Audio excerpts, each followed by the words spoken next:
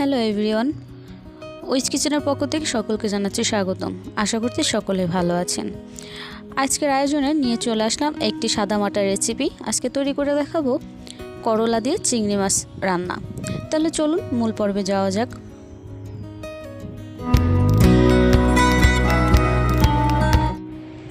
করলা বা উচ্ছে নিয়ে নিচ্ছি 11 পিস। এটা মিডিয়াম সাইজের উচ্ছে নিচ্ছি। এইগুলো এবার আমি কেটে নেব। কেটে নিয়েছি, প্রথমে গোল করে কেটে তারপর মাঝখানতে আবার ফালি করে কেটে নিয়েছি এবং খুব পাতলাভাবে এগুলোকে কেটে নিয়েছি। আর একটি বড় সাইজের আলু এভাবে কুচি করে দিচ্ছি। চাইলে এর থেকে আরেকটু মোটা করে আপনারা কেটে দিতে পারেন আলু। এবার এটাকে আমি পানিতে ভিজিয়ে রাখবো 2 থেকে 3 মিনিট। এই ধুয়ে রাখার ফলে এর ভিতর থেকে তিতে ভাবটা কিন্তু অনেকটাই বেরিয়ে যাবে। এবার এখানে নিয়ে নিচ্ছি 15 পিসের মতো চিংড়ি মাছ। চিংড়িগুলো আমি এগুলোকে ভালো করে ধুয়ে নিয়েছি এবং এর ভিতরে দিয়ে দিচ্ছি সামান্য লবণ এবং হলুদ দিয়ে ভালো করে এগুলোকে মাখিয়ে নিচ্ছি।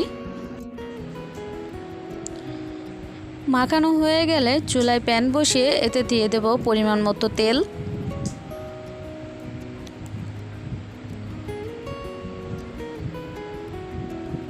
তেল গরম হয়ে আসলে এর ভিতরে সব চিংড়ি দিয়ে দেব।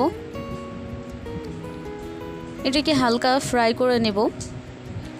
যেহেতু চিংড়ি মাছের উপরের খোসাটা আমি ফেলে দেইনি, এই জন্য এটাকে হালকাভাবে ভেজে নিতে হবে।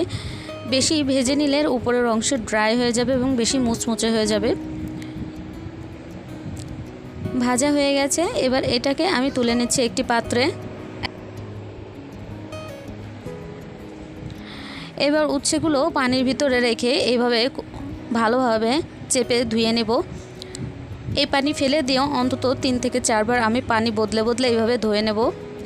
এবার চুলায় প্যান বসিয়ে মাছ ভাজার যে তেলটুকু ছিল সে তেলের সাথে আরও কিছুটা তেল আমি অ্যাড করে দিচ্ছি। দিয়ে দিচ্ছি কিছু বাটা মশলা। দিয়ে দেবো 1 টেবিল চামচ পরিমাণ পেঁয়াজ বাটা। দিয়ে দিচ্ছি 1 চা চামচ পরিমাণ রসুন বাটা। এবার এটাকে একটু বাদামি কালার করে ভেজে নেব যাতে মশলার গন্ধটা চলে যায়।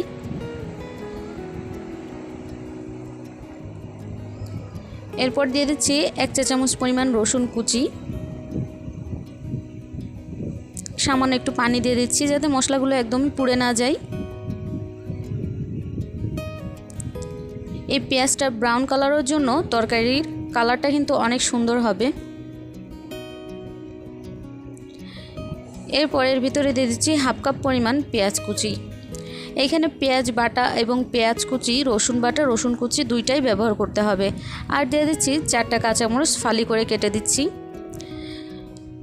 সাধারণত উচ্ছে রান্না করার জন্য বেশি পরিমাণে পেঁয়াজ, রসুন এবং তেল দিতে হয়, এতে করে তিতে ভাবটা থাকে না।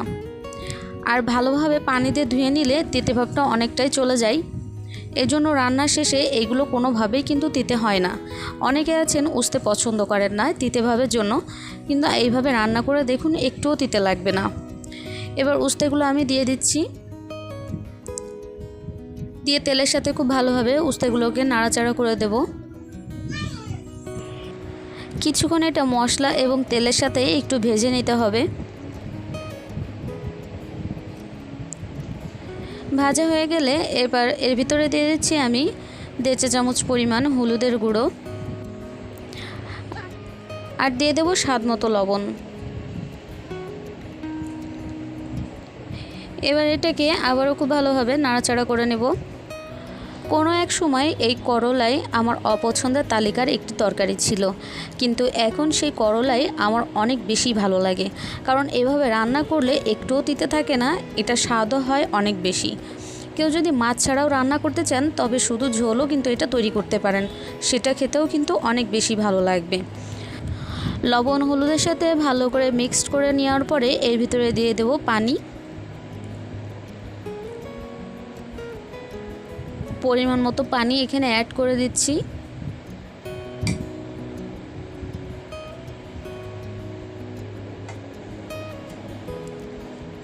দিয়ে আবারও কিছুক্ষণ পানির সাথে একটু ভালোভাবে মিক্সড করে দেব। এবার কিন্তু একটি খুব ইম্পর্ট্যান্ট কাজ আছে। এবার উস্তে রান্নার বা করলা রান্না করার একটি ইম্পর্ট্যান্ট টিপস। এটা কি ঢাকনা দিবেন ভাবছেন? কখনোই না। উচ্ছে বা করলা ভাজি বা ঝোল বা মাছ দিয়ে রান্না করার সময় কখনোই ঢেকে রান্না করবেন না, কারণ উচ্ছে ঢেকে রান্না করলে এর তিতে ভাবটা কিন্তু অনেক বেশি বেড়ে যায়। এবার মাছগুলো তরকারির উপরে দিয়েই কিছুক্ষণ অপেক্ষা করেছিলাম, অনেকটাই পানি শুকিয়ে গেছে। আমি আরও কিছুক্ষণ অপেক্ষা করব যাতে পানিটা আরও বেশি শুকিয়ে যায়। এবার দেখুন পানি কিন্তু অনেকটাই শুকিয়ে গেছে। এবার এটাকে আমি নামিয়ে নেব। আবারও বলে রাখি, উচ্ছে করলা রান্না করার সময় কখনোই ঢাকনা দিয়ে রান্না করবেন না, এর তিতে ভাবটা কিন্তু বেড়ে যায়। সেই ক্ষেত্রে খেতে গেলেও অনেক বেশি তিতে লাগবে। আজকের এই রেসিপি যদি ভালো লেগে থাকে তাহলে অবশ্যই আমার চ্যানেলটা একটি লাইক দিবেন এবং সাবস্ক্রাইব করে পাশে থাকবেন।